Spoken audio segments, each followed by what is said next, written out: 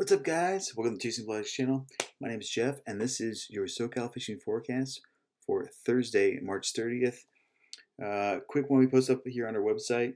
Interesting documentary we found called Winds of Change, and this was produced by Lexi Addison. She's currently over at Duke, but this is a really good documentary on some things that are be coming to the California coast here shortly. Offshore wind. Fortunately, they've already done these leases and leased 584 square miles of ocean to offshore energy companies that are looking to produce floating wind farms. So that's 584 miles of unnavigatable waters. These aren't, your wind farms that are attached to the sea floor, like your oil rigs would be, everything like that. These are floating and are at the mercy of wind and the sea state. And there's a lot of questions, a lot of questions on these that no one really has given the answers to. So, really good documentary, about 15 minutes long, that dives into it. There's a link on our website to it, to watch it and also find out more about it.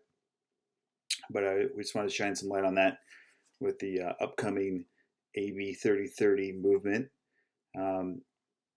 which is going to close 30% of our ocean water. So I find it very interesting that we're leasing offshore property to companies to develop when we're closing land at the same time. It really doesn't make sense to me. So, but hey, if you're going to be at the Long Beach show on Saturday, there is some members from the program that are in charge of implementing the AB 3030 program. Cal CCA can tell you a little bit more about it. I think they got the times posted on their Instagram, but you can actually go there and draw your own questions, obviously in a peaceful way. This is more of them coming on their own behalf to answer your questions. But hey, this is a very, very reasonable question. Why are you closing 30% of our ocean when you're leasing it out to untested energy sources on the water that have never been experimented in our waters at the same time? To me, it doesn't really make a lot of sense. So, like I said, it's one thing if like you had something that was mounted to the seafloor, like an oil rig that becomes like a fish hatchery, that could be navigatable. But we're talking about floating windmills here that are unnavigatable, and again, could be potentially dangerous, not only as a navigational hazard, but if these things come loose and float, who's gonna tug them to safety when the winds are blowing 50? So, good time to check that out as well. Look at our weather, man. We just can't ditch this rain. Still looking pretty wet out there. Unfortunately, there's still some sun in the forecast. So we'll see how that goes. Speaking of wind, let me drop a pin here for us. Current look at our wind model here as the wind and the rain flows into our Thursday here.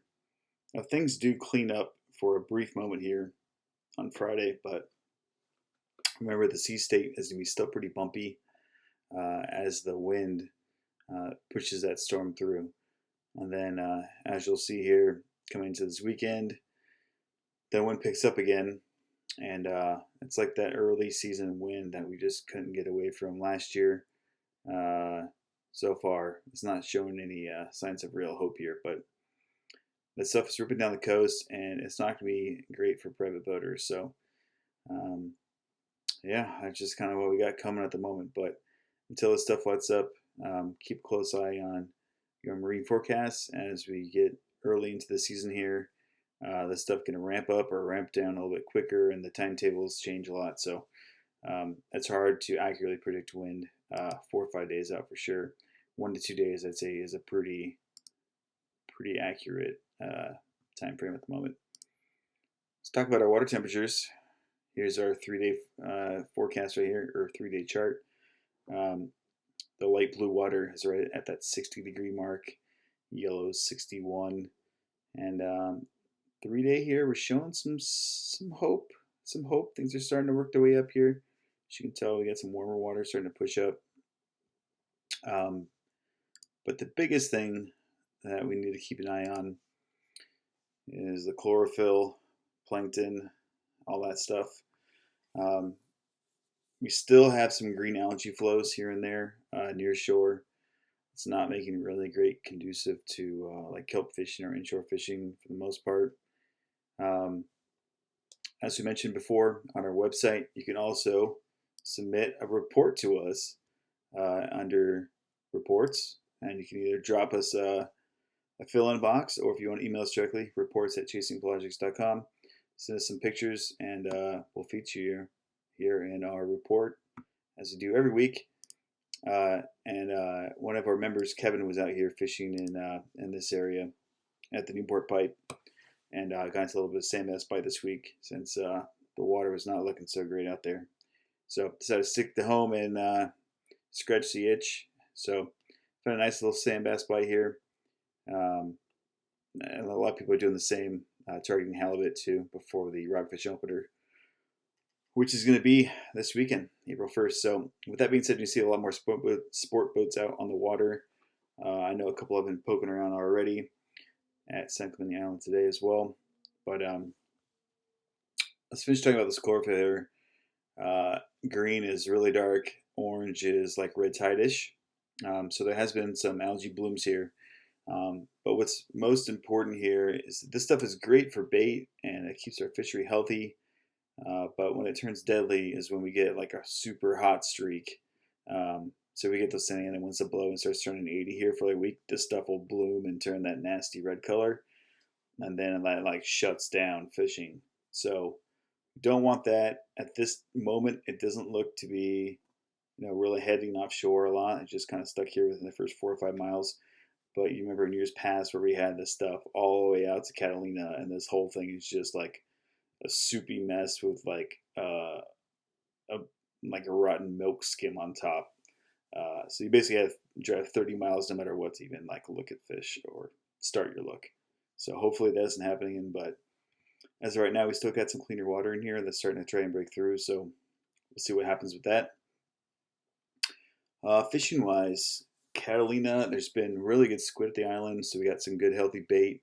However, the water temps have just been too darn cold still. No really good looks at the sea bass just yet.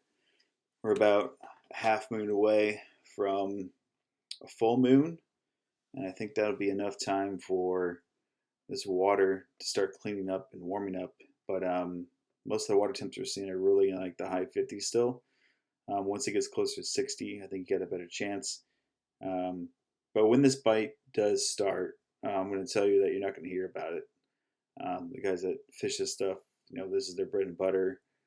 And they don't want the word out. They want to do their thing. So I'd say in the next week or so would be a good time to start looking. I'd definitely start on the east end, down here by Church Rock. Make your way all the way to Silver Canyon. This stretch of beach is pretty good. Find some current that's going into the kelp. And if you got some of that Caribbean blue water, that stuff tends to hold the white sea bass pretty good too. And that kelp line, dead squid, live squid, doesn't really matter. Just bring it, and it'll work if they're around. So just find some structure there as well too. It always works. And be patient. It could be a night bite, could be a day bite. But we'll see how this thing gets kicked off here. That being said, some of these bait barges haven't really opened up yet because the sport boats aren't running. So why would you stand at a bait dock 24/7 not to sell bait? So that's really what it's about. I think Nacho and San Pedro would be open starting Saturday, but give them a call. All the fundraisers of the bait barges on our resources page on our website as well. And I know Dana Point's open 24/7. Newport should probably open this weekend since the Thunderbird has got a rockfish trip here this weekend as well. So all those guys heading out for rockfish. I mean, you can get it done with frozen squid too, but sometimes if you want to target the other stuff, you wanted some fresh live bait. So let's move south to the old famous San Clemente Island. Man, I saw some video of this island today. It's looking tropical, man. There's like waterfalls coming off places I'd never seen water before. It's looking really green. But unfortunately, just pretty much stuck to like sheephead and some halibut. That's pretty much all that's going on at the moment around the island. East End's got some good halibut flats in here. There's a couple coves on the front side that might have some halibut. If you kind of know where to look, those sandy flats is the place to be. But yeah, that's really it, guys. I mean, with this weather and stuff going on here, not too much people really looking around yet until this stuff goes on. Uh, Coronados still seem to be on the quiet side. There's been a couple fish every day here and there. If you want to target this stuff, start on the weather side of the island and then kind of look elsewhere. That seems to be where they've been more likely. But again, small area to really cover for the Coronados. I mean, you should be able to find these things. Most of the time under birds, the water looks like crap, but they're still in it still. So yeah, bird action, yo-yo jigs. I should get it done at the islands if you can find them. The bluefin season has officially kicked off, and we've been seeing some steady numbers, but I regret to inform you they are a very, very long way away. Here is San Diego. Here's the lower 500. That's about 100 miles. Well, I'm going to have to bring you to the lower page to even show you where this stuff is at. But it's basically 130 miles south from San Diego. Cooperate with me here. 130 miles south of San Diego, down here. It's still not there. Oh, there we go. All down here, if you see San Catine, we're going to come west. But if you look at this break right here, this is really what we're looking at. This is some 61-degree water. And I've actually outlined it for you here on a reports page because we give more frequent reports than just our video report once a week. It's also there. So we're trying to give you more updated information because I don't have time to make a video every single day. But this is what we're looking at here. We have nice, warm 61-degree water that's pushing its way north. And you see this little temp break that's going along here. And you can match that with this clean water here and some chlorophyll as well. And this area that we're seeing over here, it's called the bumps, okay? But there's basically, you have some really deep water, 8,000 feet, and then you get some high spots in the 2,000s. So you're trying to match up that temp break, that chlorophyll break, and those high spots. And that's usually where this stuff's going to be hanging around, or close to the vicinity, right? You have the currents pushing north. It's these little underwater mountains. That cold water rises up with nutrients, brings in bait fish to it, and then the fish attack the bait fish. So that's kind of how the charts work if you're not familiar with those. But that's where they're looking. The Polaris Supreme has been down in this area along with the Independence. The Polaris Supreme was on a 2-day trip today. So I think they left in the morning and then they hit this at night. So 13 to 12 hours, 12, 13 hours to get here, 130 miles if you went dead south. So a lot of driving time, not a lot of fishing time.